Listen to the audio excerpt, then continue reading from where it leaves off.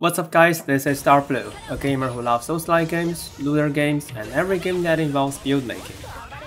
Although Granblue Fantasy Relink is a game mainly focusing on character progression, some combat tricks and strategies can still help you accomplish difficult fights.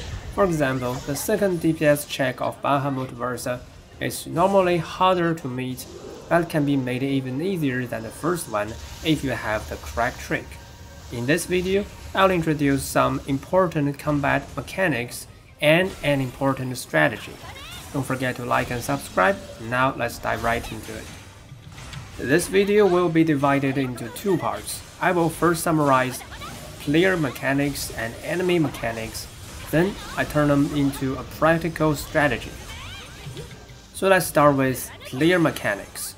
I believe you are or will be pretty familiar with your basic attacks, unique character mechanics, and 4 skills. It is quite straightforward. But you may not truly understand the two key survival means, block and dodge. Block is actually insanely useful. You only need to hold block, and this can save you from even special moves of bosses. The only thing you need to mind is to release block from time to time to recover your block threshold.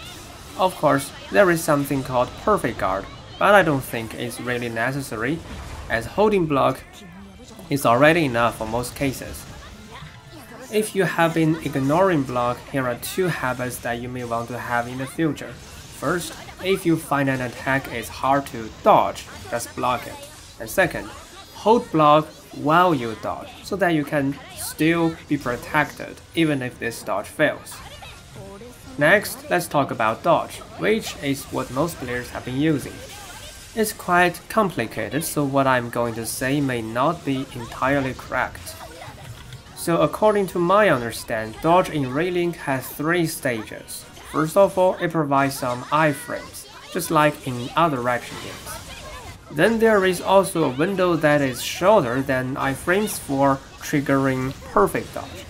And if perfect dodge is triggered, you will get an invulnerability buff that is much longer than iframes. This buff can last even after the dodge move ends. Now you know the difference between iframes and the invulnerability buff given by doing perfect dodge. Why is this difference important? Because different sigils apply to different stages of a dodge. Improved dodge increases the basic iframes. Nimble onslaught, dodge payback, and nimble defense extend the duration of the invulnerability buff after perfect dodge. And fight over fight, as a last relative sigil, extends the window for triggering the perfect dodge. You need to pick the right sigil for your actual purpose. After the 2 survival means, it's time for some advanced offensive means: Link Attack, SBA, and Link Time. Link Attack basically demands you to accumulate the blue gauge of enemies. Once it's filled, you can do a Link Attack, and after it, this gauge turns into purple and gradually decreases. Before it's totally cleared, you won't be able to trigger Link Attack again. So there is an upper bound for the frequency of Link Attack based on how fast the purple gauge decreases. Then for SBA, you need to first charge your gauge. Note that performing SBA can charge the gauge of your teammates, so it is possible to do a full chain even if your teammates don't have full gauge at first. Both Link Attack and SBA chain can provide charge for Link Time.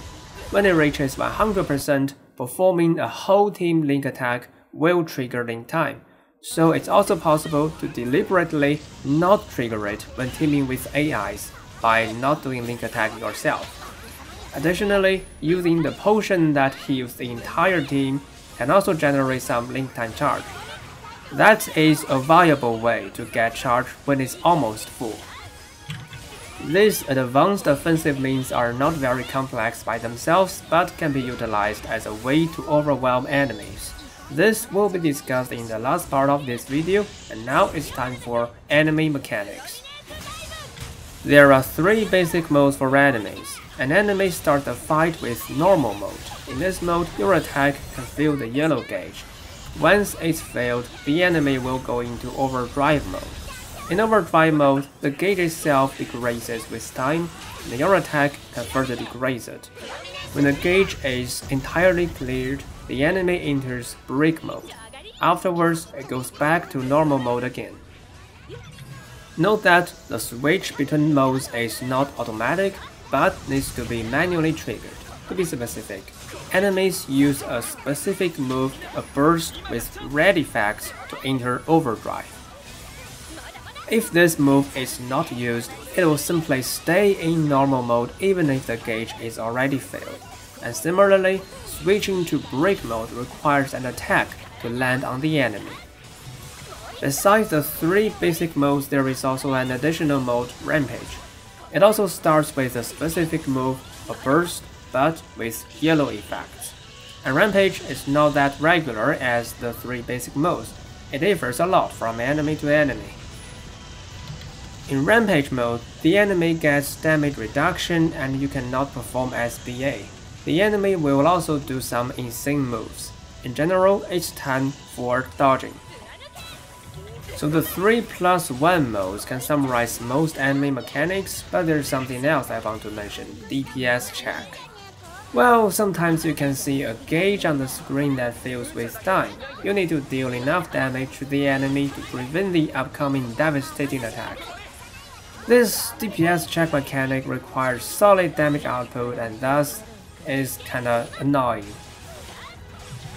As you can see, we don't really like when enemies do overdrive or rampage. So is there a way to escape them? Yes, with SBA chain and link time. As said before, the switch between modes requires a specific move. SBA chain and link time can stagger the enemy and delay the move. So if you manage to clear the entire yellow gauge within the delay time, yes, you can escape the overdrive mode and directly send the enemy into break mode. To perform the strategy, what needs to be considered? Starting an SBA chain is simple, but starting link time requires you to fill the blue gauge, which can be more tricky. Recall that the gauge cannot be accumulated when it's decreasing in the purple state. So the key is that you need to make sure the bar is not in the purple state when the enemy is about to overdrive. Of course, it's a better idea to combine SBA chain with link time. When doing so, since SBA chain can charge link time, it might be better if you do link time first. In conclusion, though this strategy to escape overdrive can be a bit complex when conducted, it may bring you through difficult fights. If you feel your character progression is already enough but still fails a certain mission, try this strategy. If you like my story or want to join me into depth of games, remember to like and subscribe. Thanks for watching, see you around.